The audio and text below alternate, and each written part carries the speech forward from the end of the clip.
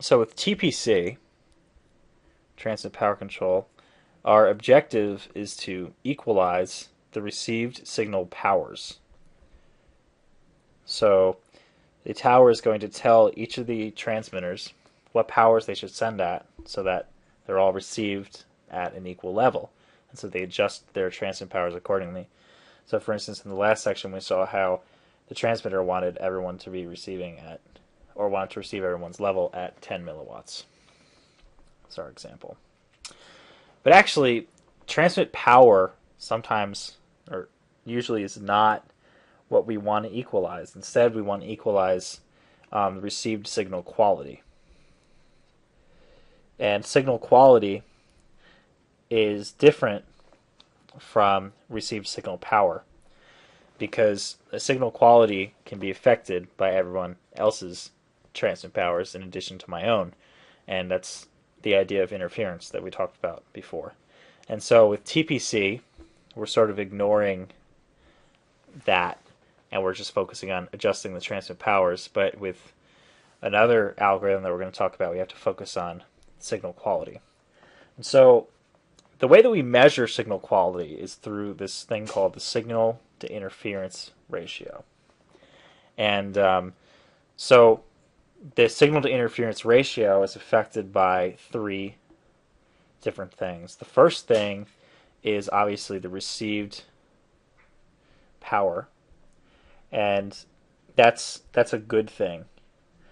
So we want the received power to be as clear as possible. We want the power to be as high, to be higher. The higher the better for this given person. So if my cell phone is talking to the base station, that's this power that's going directly to my channel. Then we also have the received power from the unintentional transmitters. So we can call that the interfering power.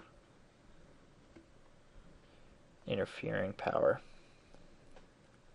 And so for the first one, instead of calling it received power, maybe we'll call it the desired power. So it's the desired power versus the interfering power. And this is something that's bad and that we want to reduce as much as we can. So for instance, that's how much this other transmitter is going to interfere with my channel. And the third thing that affects the signal to interference ratio is actually just noise. So each of these receivers just has a certain amount of noise that's embedded within it, and that's a constant value. But the noise is also something that's bad.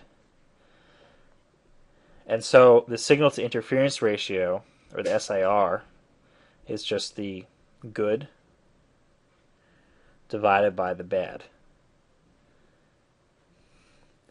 And so that's the desired power over the received power, over the interfering power, not the received power, over the interfering, plus the noise.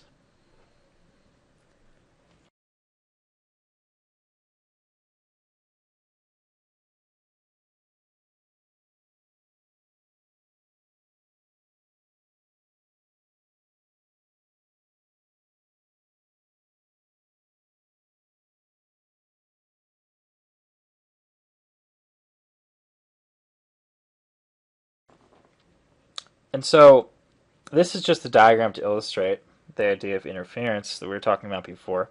So transmitter 1 wants to send to receiver 1.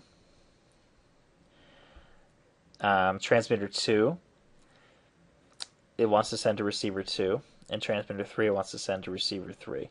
So these are the direct channel gains that we want to keep as high as possible. So we want the lines going straight across to be as big as they can. But at the same time, those power levels are going to affect the other ones as well, which are denoting by these dotted lines here. So transmitter 1 is going to couple into receiver 2. Transmitter 1 is also going to couple into receiver 3.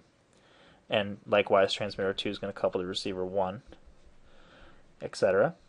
And so the problem with this is that we can't just increase everyone's transmit powers all the time and hope that it's going to get us to the received levels that we need, because the signal to interference ratio, the SIR, is dependent on the interfering power levels as well. And so it's sort of a complicated process to imagine. But basically, as if I am transmitter 1 and I increase my power level because my SIR, say this is SIR 1, is a little too low, then that's going to cause interference to transmitter 2, and that's going to cause transmitter 2's SIR to go down. And so then transmitter 2 might want to increase his power because to offset that, which is going to cause transmitter 1's SIR to go down, and additionally it's going to cause SIR 3 to go down, which SIR 3 would have also gone down initially.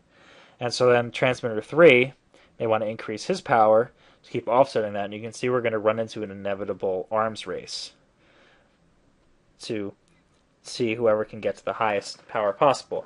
So what we need to be able to do is we need to come up with a way where each of these transmitters can just determine what power level they need to send at so that their SIRs are met, but that also everyone else's SIRs will be met too, so they're not causing too much interference for everyone else. And so the question is it possible to come up with a given set of power levels? And the answer is that yes, it is possible, as long as all of these SIRs are what we call feasible. And by feasible, we mean that they're mutually compatible. So that there is a set of power levels, say power 1, power 2, and power 3, that can meet these SIR levels simultaneously. And so, again, when we think about this, we have to realize that everyone's power is going to, that this one person's power is going to affect everyone's SIR, and vice versa. And so as long as the SIRs are feasible, there is going to be a set of power levels that we can achieve, or that we can get to, such that all these SIRs can be met simultaneously.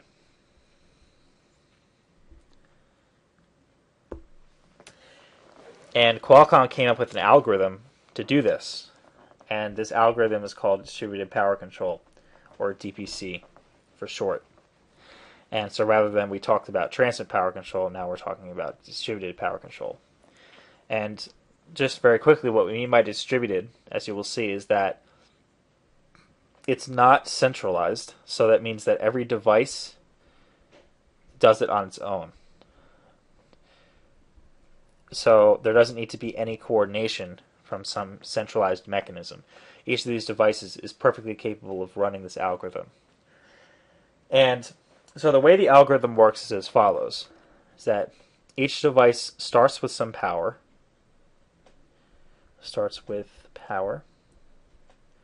and then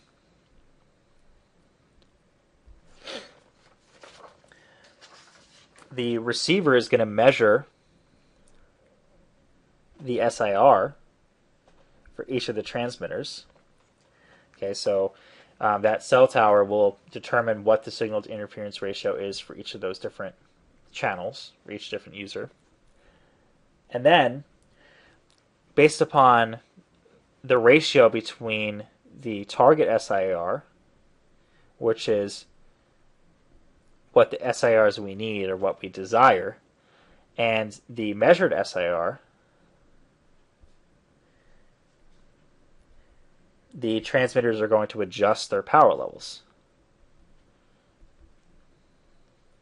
And then we repeat steps 2 and 3 as necessary until we get to a set of power levels such that all of the SIRs, all of the measured SIRs, are the same as the target SIRs. And so the question is, will that eventually happen? And it turns out that with DPC, the answer is yes, it will happen. And it will happen provided that the SIRs, as we said before, are feasible, as long as they're feasible, we will come up with a solution to this problem, which is a set of power levels that meets these signal to interference ratios simultaneously. And in fact, these power levels will additionally be optimal. And what we mean by optimal is that they're going to have the sum that is the lowest possible. So not only are we going to get the transmit levels to what they need to be in order to obtain the signal to interference ratios that we need, but they're also going to have the lowest possible sum. And so if there were multiple solutions, for instance, we would come up with the one that had the lowest sum. And that's also a very important point to conserve power.